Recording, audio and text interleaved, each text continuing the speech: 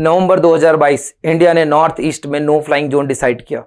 उसके बाद 5400 किलोमीटर तक इंडियन ओशियन में no flying zone India decide कर चुका था। दुनिया को समझ में आ चुका था इंडिया कोई बड़ी मिसाइल का एक्सपेरिमेंट करने वाला है।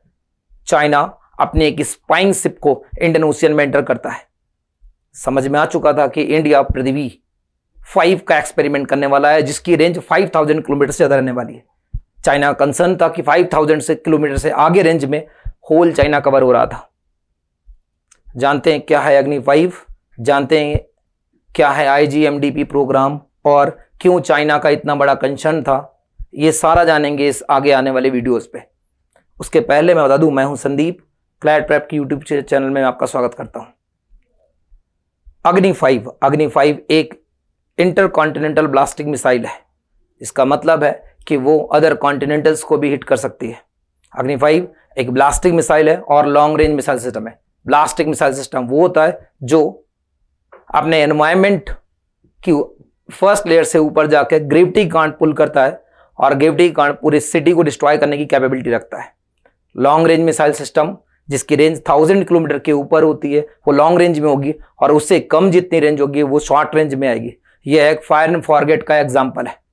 याद रखना, एक missile system cruise missile system होता है। क्रूज मिसाइल सिस्टम का बेस्ट एग्जाम्पल ब्रह्मोस है।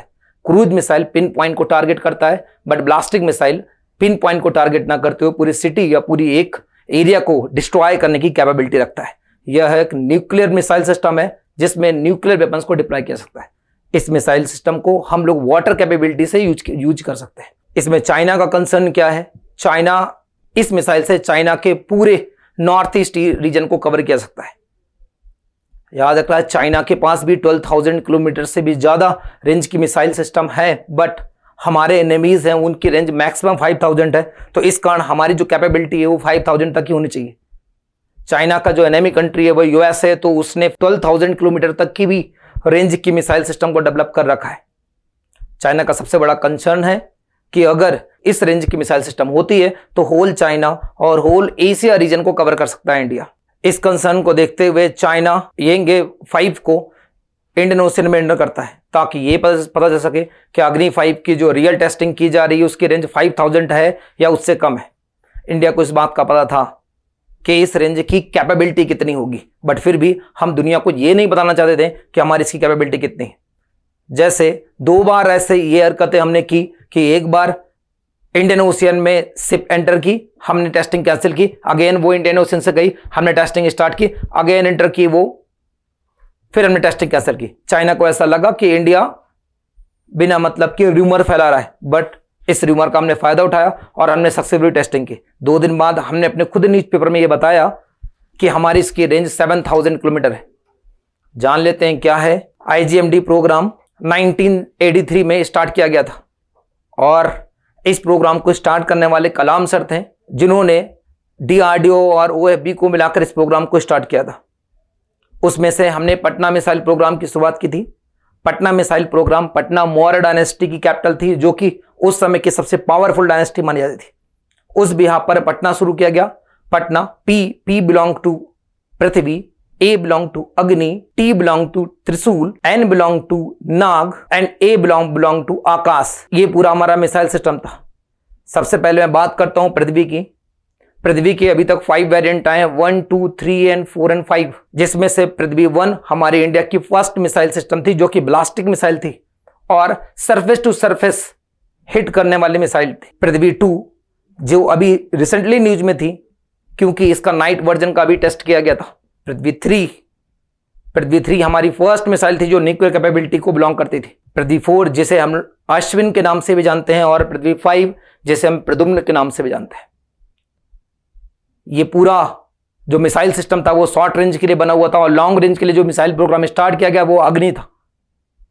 और अग्नि मिसाइल में अग्नि 1st, 2nd, 3rd, 4th and 5th, और जो हम 5th के बारे में रिसेंटली हम लोग पढ़ रहे हैं। 1st, 2nd, 3rd जो था, 3rd को हम लोग धनुष के नाम से भी जानते हैं। और इनकी रेंज को याद करना इजी होगा, क्योंकि 1 की रेंज अप्रॉक्सीमेट 1000 था, 2 मतलब 2000, 3 मतलब 3000, 4 मतलब 4000 और 5 का मतलब 5000 कैपेबिलिटी की मिसाइल थी। एक्चुअली अगर न्यूज को देखें तो इसकी रेंज 7000 पहुंचती है, तो हम कह सकते हैं कि ये अग्नि 7 का सक्सेसफुली टेस्ट किया जा रहा है, बट हम लोगों ने इसकी रेंज 5000 दी है, तो हम इसे अग्नि 5 करें। मैं आपको बता दूं कि अग्नि के हमारे और भी वेरिएंट हैं, जिसे निर्भया जिसकी रेंज 8000 किलोमीटर होगी और सूर्य जिसकी रेंज 12000 किलोमीटर तक पहुंचेगी, जो अभी टेस्टिंग में है या अंडर डेवलप्ड है। हम लोगों ने अग्नि 5 का रिसेंटली एक्सपेरिमेंट किया है, लेकिन कुछ दिन पहले एक न्यूज में थी अग्नि प्राइम। मैं बता दूं अग्नि प्राइम की रेंज 2000 किलोमीटर है और अग्नि प्राइम एक न्यूक्लियर कैपेबल मिसाइल है। इसके बाद त्रिशूल में आता हूं। Trishul surface to air missile system है, जिसकी रेंज 10 किलोमीटर तक की है। मैं कह सकता हूं कि ये एंटी डिफेंस सिस्टम की तरह काम करेगा। इसके बाद आते हैं नाग में। नाग एक फायर एंड फॉरगेट पे टेक्नोलॉजी पे काम करने वाला मिसाइल सिस्टम है।